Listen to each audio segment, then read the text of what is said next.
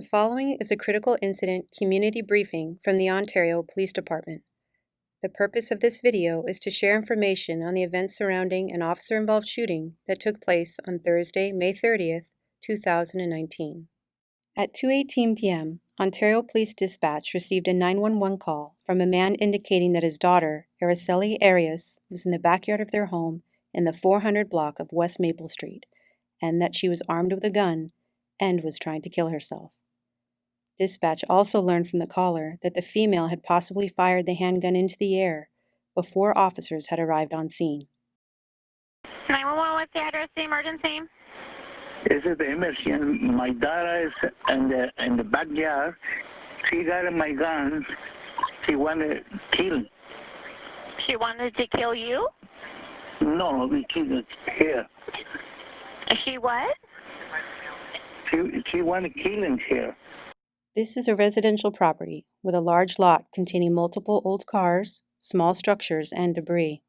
The layout of this property complicated ground officers' ability to safely locate and communicate with Arias. At 2:28 p.m., an Ontario Police helicopter crew located Arias standing on top of a shed in the rear of the property. The video captured by the air unit does not contain audio. Arias was seen holding a gun in her left hand and a machete in her right hand. Once the helicopter was overhead, they began making announcements to Arias over the PA system, instructing her to drop her weapons and climb down from the roof. As she stood on the shed, she waved both the gun and the machete around in several directions, at times pointing the gun towards our helicopter. As officers were getting into position around the property, Arias' son, Andre Garcia, put himself in harm's way by approaching and attempting to verbally negotiate with her. This complicated our efforts to deal with Arias by dividing our officers' attention and creating a need for them to move closer to protect Garcia. Based on Arias' irrational and dangerous behavior, officers now had to prepare for the possibility of her shooting Garcia or taking him hostage. As Garcia spoke with Arias, she repeatedly waved the machete and the handgun around, pointing it directly at him on multiple occasions. In addition, Arias pointed the gun directly at officers who were behind cover in close proximity to her location. As Arias continued to ignore commands from the police helicopter, Garcia climbed onto the shed with her. While on the shed, Garcia forcefully wrestled the gun away from Arias and attempted to jump down. Before he could get to a place of safety, Arias attacked him from behind, forcing the gun to fly out of his hands and land onto the ground. During the struggle, Arias' father was talking with the Ontario Police Dispatch over the phone. He told Dispatch that he was hiding on the property and was afraid if he ran out, she would see him. Once the gun fell to the ground, her father ran toward her and frantically started searching for the gun. Arias was able to jump down from the shed and locate the gun before either Garcia or her father were able to do so. In addition, she armed herself with a large metal pipe, which she found on the ground near the gun.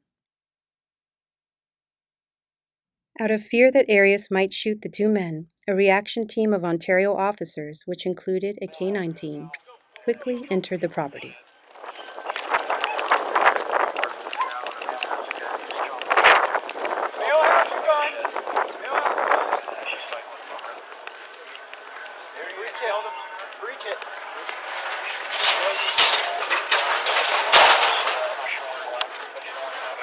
Give me less, please. Actually, I got it. Hey, drop the gun! Drop it! Once they entered the property, a German shepherd saw the officers approaching and ran toward them and attacked the police K-9. To protect the K-9 team and officers, an Ontario police sergeant fired his handgun at the dog, fatally striking it. When Arias heard these gunshots, she turned and saw the officers approaching. Officers gave Arias multiple commands to drop her gun. At this time, Arias pointed the handgun at approaching officers. Arias ran toward them with the handgun in her left hand and the metal pipe raised over her head in her right hand. In fear for their lives, 2 Ontario officers fired at Arias, striking her several times. As the team of officers worked to gain control of her father and Garcia, a second team of officers entered the property. This team included emergency medical personnel from the Ontario Fire Department. The second team took Arias to a place of safety to reduce the risk of exposure to any unknown threats. Medical aid was provided to Arias less than 3 minutes after the shooting. Following medical treatment at the scene, Arias was subsequently transported to a local hospital where she died from injuries sustained in the shooting. The following photos were taken by the Ontario Police Forensics Unit while at the scene of the incident. The photos include the 9mm Beretta handgun wielded by Arias, as well as the machete and the large metal pipe.